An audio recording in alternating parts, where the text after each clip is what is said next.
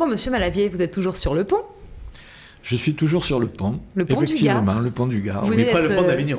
réélu président de l'EPCC. Oui. Alors comment ça se fait? Parce que la nouvelle présidente du département avait dicté une règle simple, un élu, un mandat, et vous en avez eu 2. Écoutez, d'abord... Vous y avez tapé dans l'œil, peut-être. Je crois pas, non. Non, je crois qu'il y avait une problématique qui était posée, qui faisait que c'était compliqué On était tous frappés par cette règle, les administrateurs du pont du Gard, tous les élus départementaux. Et donc, devant ce fait, la présidente a proposé qu'il y ait une exception qui confirme la règle. Mais personne ne voulait y aller au pont du Gard, ou c'est vous qui avez milité Non, je l'ai déjà dit, je me suis déjà exprimé. Hein, c'est pas une fonction qui est rémunérée. C'est loin de mes terres électorales. Vous n'avez pas d'enfants à J'ai caser. pas d'intérêt particulier dans l'affaire. Donc non, je pense que bon, voilà. Et j'ai été heureux d'avoir la confiance de l'ensemble du conseil d'administration. Bon, voilà. Et c'est vrai que vous êtes vice-président à la culture, donc le pont du Gard rentre un peu dans Oui, votre ça a été un giron. élément, je crois, qui a fait prendre position à la présidente en disant, comme j'ai effectivement dans ma délégation la culture, le patrimoine, ça rentrait dans cette délégation. Voilà, il ne faut pas y voir C'est à l'insu davantage de de votre malice. plein gré, comme le fameux coureur cycliste ou... Comment ? C'est à l'insu de votre plein gré? Ah non, quand même pas. Non. En même temps, ça me fait très plaisir de retrouver le pont du Gard. C'est un domaine que j'aime bien. Un mot rapide sur le pont du Gard. Quels vont être les grands projets, ou peut-être un projet emblématique sur ce nouveau mandat qui vous a été attribué? Alors, d'abord, on va avoir beaucoup de travail, beaucoup de choses à faire. D'abord, il y aura dans le mandat qui s'ouvre le renouvellement du label UNESCO. Donc, c'est pas neutre. Hein. Vous voyez les difficultés qu'a eu la ville de Nîmes, hein, y compris maintenant dans le cadre de la Maison Carrée. Parce donc, que ça permet de faire venir des voilà, gens après la crise sanitaire. c'est extrêmement important. Il y a le plan de gestion donc avec l'UNESCO. Le plan de gestion, c'est-à-dire, c'est pas simplement l'aqueduc, c'est également tout l'écrin qui va avec, donc l'ensemble du site. Il y aura la réforme des statuts. On va aussi travailler sur la réforme des statuts pour donner plus de fluidité à l'établissement. Mais c'est un vrai défi de continuer à avoir le label ou c'est toujours un défi parce qu'il y a beaucoup de pays qui tapent à la porte, hein, qui souhaitent... Mais là, c'est un renouvellement. Là, c'est un renouvellement. C'est peut-être plus facile. Non, c'est pas plus facile précisément. Les renouvellements sont toujours plus difficiles, et notamment pour les sites qui sont situés en Europe, parce qu'il y a plus d'exigences, et on peut le comprendre. Donc, il faut qu'on soit vraiment au rendez-vous. Et puis surtout, pour le mandat qui s'ouvre, c'est à la fois l'UNESCO, c'est la gestion du site, et c'est aussi encore plus se tourner vers l'éducation, la science, la culture et le patrimoine. Avec voilà. la révision de la muséographie, certainement. Voilà, donc il va y avoir, on y travaille, hein, il y aura un réaménagement complet du musée, donc avec les technologies d'aujourd'hui, l'interactivité, etc. Il va y avoir également le projet d'aménagement des carrières, puisque les carrières sont dans le site, donc on est en train de réfléchir aussi à la mise en valeur de ces carrières. Ça va être un mandat bien rempli, du coup. Un mandat bien rempli, et puis surtout... Vous allez le conduire jusqu'au bout, ce mandat. Écoutez, si vous avez été réélu, la santé, oui, il n'y a pas de souci. Mais en même temps, il y a un bon conseil d'administration, il y a une excellente équipe, il y a un bon directeur, il y a du personnel mobilisé. Je rappelle qu'avec la crise Covid et avec une baisse des dotations publiques, nous avons été à l'équilibre. Donc pour un établissement public, c'est pas mal. Alors peut-être, parce que vous êtes un coquin, on a regardé vos réseaux sociaux, en tout cas notre collègue Tony Duré à Alès, et vous avez invité le président de la République à venir boire un verre de vin rouge à un pélardon. Alors est-ce qu'il vous a répondu ? Alors, j'avais invité, c'était lorsque le président de la République s'était déplacé à Marseille. Donc, j'étais très content pour la ville de Marseille parce qu'ils avaient besoin d'être aidés. Et c'est pas par jalousie, voilà. Mais simplement, c'était une manière aussi de dire, bon, il y a ce qui se passe dans les villes qui doit être pris en compte, c'est important. Et puis, il y a aussi ce qui se voit moins dans les zones rurales, dans les campagnes, dans les petites villes. Et donc, je l'ai fait sur le ton de l'humour, en disant, mais voilà, venez manger, c'était la période des cèpes, donc je dis, venez manger une omelette, on trouvera donc du saucisson, et puis un verre de rouge, mais pour le maire communiste que je suis, ça y va, et du pélardon. Mais vous n'avez pas répondu. Il ne m'a pas répondu. Par contre, la députée de la circonscription, Catherine Rousseau-Doffès, a sollicité... sans doute. Ah, je pensais que vous avez répondu pour Non, faire de elle m'a répondu, mais en tout cas, elle a routé l'invitation, Ah, oui. et on doit nous recevoir au cabinet de la présidence de la République pour évoquer la situation de nos communes. Donc, on va laisser la parole à Nicolas, puisque nos sociétaires vous posent aussi des questions. Nicolas, je vous en prie. Oui, alors c'est une question qui n'a pas grand-chose à voir avec tout ce qui vient d'être évoqué, bien que c'était très intéressant. C'est plus sur la question de la présidentielle. Je sais que vous êtes un élu qui est respectable et respecté, d'ailleurs je vous respecte énormément, sachez-le, et je crois sincèrement en votre sincérité sur les valeurs républicaines et démocratiques, et je suis sûr que c'est réciproque, notamment pour la France Insoumise et Jean-Luc Mélenchon, que vous pensez exactement la même chose. Je considérerai toujours les communistes comme de bons camarades. Néanmoins... C'est bien, ça change. Néanmoins. Mais... Ah oui, parce que néanmoins, j'allais dire, on ne attendez. peut pas faire mieux là. Il y a toujours un mais avec les mélanchonistes. Le néanmoins n'annule absolument pas ce que je viens de dire. Simplement, je voulais parler du passé.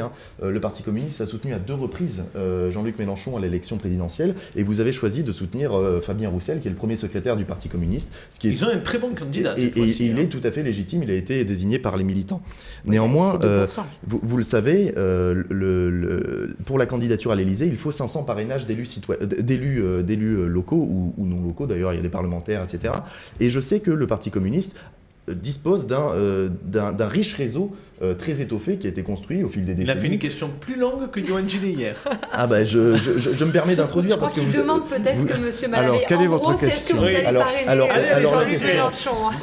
Vous savez, L'art de la synthèse, Nicolas. Oui, tout à fait. Alors, je vais conclure très vite. Jean-Luc Mélenchon a proposé à l'Assemblée nationale une proposition de loi qui consistait à remplacer ce parrainage des élus par le parrainage de 150 000 citoyens non encartés.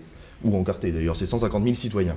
D'ailleurs, le groupe communiste avait soutenu la proposition. Donc, j'en viens à ma question où vous attendez. Sachant que le parrainage ne veut pas dire soutien politique, mais simplement liberté et pluralité politique, est-ce que vous seriez disposé, vous, en tant qu'élu communiste, à donner votre parrainage à Jean-Luc Mélenchon pour l'élection présidentielle, sachant que M. Roussel aura probablement les 500 signatures qu'il souhaite déjà? Alors, d'abord, je vais essayer de répondre rapidement. Effectivement, la question des 500 parrainages, c'est de notre temps. Et il faudra faire évoluer tout ça dans la République avec des lois constitutionnelles pour qu'on arrive là à beaucoup plus de respiration démocratique pour les parrainages, je suis d'accord. Jean-Luc Mélenchon, je l'ai parrainé à 2 reprises. Bien sûr. Voilà. Et c'est un acte citoyen qui vous honore d'ailleurs. Non, mais je ne sais pas si ça m'honore, mais en tout cas, je l'ai fait parce que, effectivement, le parti auquel j'appartiens, le Parti communiste français, avait décidé de soutenir la candidature de Jean-Luc Mélenchon. Donc je l'ai fait à 2 reprises. J'ai parrainé Jean-Luc Mélenchon à 2 élections. Et cette fois-ci, dans la mesure où mon parti présente un candidat, bon, je parrainerai Fabien Roussel. Il ira jusqu'au bout pour vous, Fabien Roussel ou... Alors, un parrainage de moins mais je pense que Jean-Luc Mélenchon aura ses parrainages. Enfin, je ne vois pas pourquoi il ne les aurait pas. Apparemment, il y a quelques difficultés pour les parrainages. Comme la plupart des candidats qui ont des mouvements qui est très jeune, bien sûr. Mais quel regard vous avez sur votre candidat? Parce que pour l'instant, il est crédité de 2 à 3% dans les intentions de vote. Je trouve que, d'abord, il est pertinent dans ses interventions, il est assez percutant. On arrive souvent à retenir ce qu'il a dit, c'est pas le cas de tous les candidats. Et je trouve, non, il a de l'allure. Ouais. Et il faut qu'il aille jusqu'au bout. Il est sur le fond et il part du terrain. Il a une expérience de parlementaire. Il est dans un département où il sait ce que c'est, et je trouve qu'il bosse bien. Après, la question est de savoir jusqu'où tout ça va aller, les uns, les autres. Pour pas que ça soit bien une candidature évidemment, de cette témoignage. situation de division des forces de gauche me préoccupe. Sur les législatives, très rapidement, c'est la dernière question de Coranie, puis on laissera la parole à Nabil pour sa question pour terminer. Alors, vous êtes sur la 5e circonscription. Oui. Qui allez-vous soutenir? Et déjà, ou alors, est-ce que vous êtes candidat? Non, je ne suis pas candidat. On en a déjà parlé, j'ai été déjà député de 97 à 2002. Donc je sais ce que c'est, le boulot de député, le mandat, etc. Je suis engagé...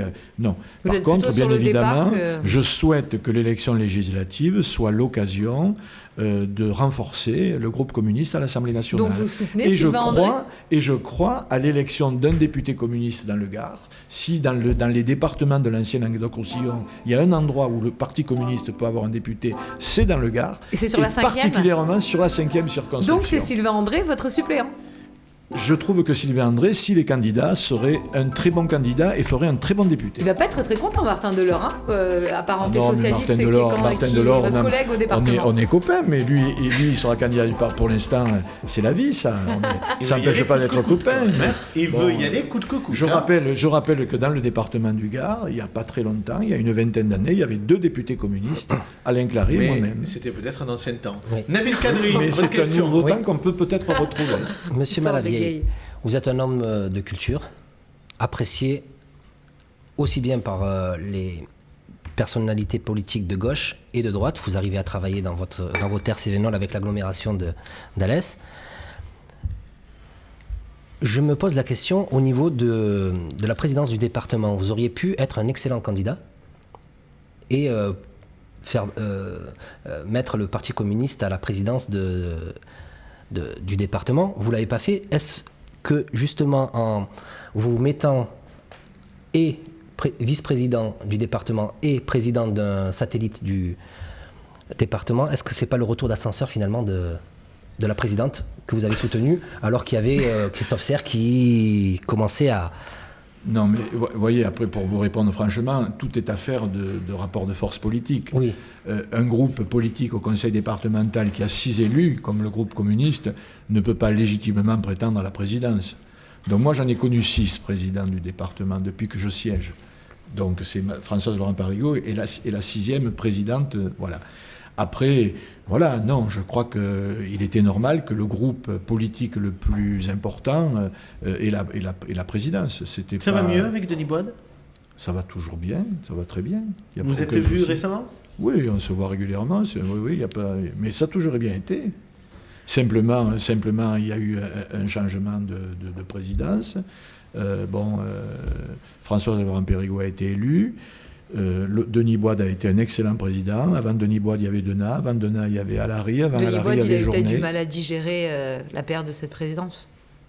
Mais je pense que Denis Boide a beaucoup aimé ce qu'il a fait et il a beaucoup travaillé. Voilà. Je pense que c'est pas rien de laisser la présidence du département, mais comme moi, quand je laisserai la mairie de la Grande Combe, ça me fera quelque chose. Toujours en 2022 ? Beaucoup. Toujours en 2022. Merci beaucoup, Monsieur Malavieille, d'avoir répondu à toutes nos questions.